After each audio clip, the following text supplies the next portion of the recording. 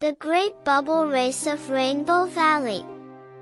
In the middle of a hidden land, far beyond any map, there was a magical place called Rainbow Valley. It was a place where colors danced in the air, clouds tasted like cotton candy, and laughter echoed from hill to hill. But the most exciting thing in all of Rainbow Valley was the annual event everyone waited for, the Great Bubble Race. This wasn't an ordinary bubble race. No sir. These were giant flying bubbles, bubbles big enough to carry a full-sized elephant wearing sunglasses. And every year, creatures from every corner of the land came to compete, cheer, and giggle. This year was special, because three very unusual friends had entered the race. Ziggy the zebra, who always wore mismatched socks. Muffin the meerkat, who talked a little too fast when excited. And Boombah the blue whale, who could hover above ground using only the power of his sneeze. "I've been practicing my bubble blowing for months," Ziggy said, bouncing on his hooves. "I've memorized every wind pattern from here to the Gumdrop Mountains," Muffin squeaked.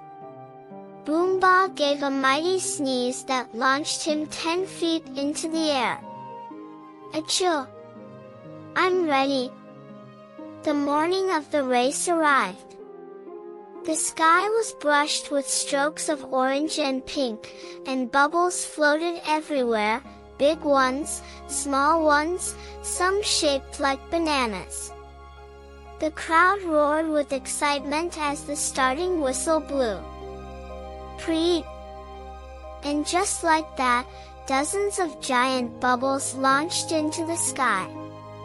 Ziggy's bubble was stripy, of course. Muffin's was turbo-powered by mint leaves. And Boombah's? It glowed.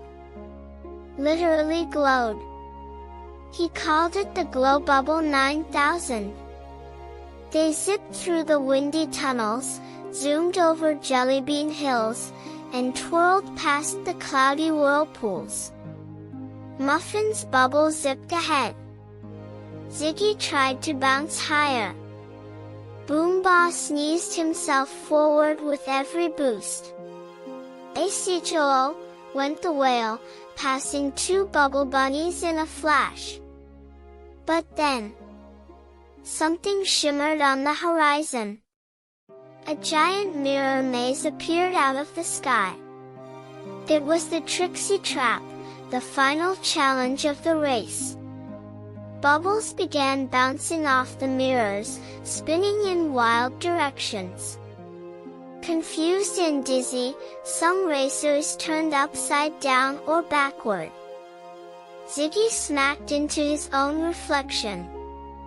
"Hey! Watch where you're going, me!"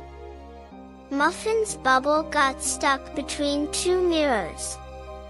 "I know the way out. I just need a snack." Boombah, however, looked carefully at the reflections and spotted something. "Look," he called. "The real exit is the one without a reflection." With a giant accho, he sneezed his bubble toward the correct path. But he didn't leave his friends behind. "Ziggy!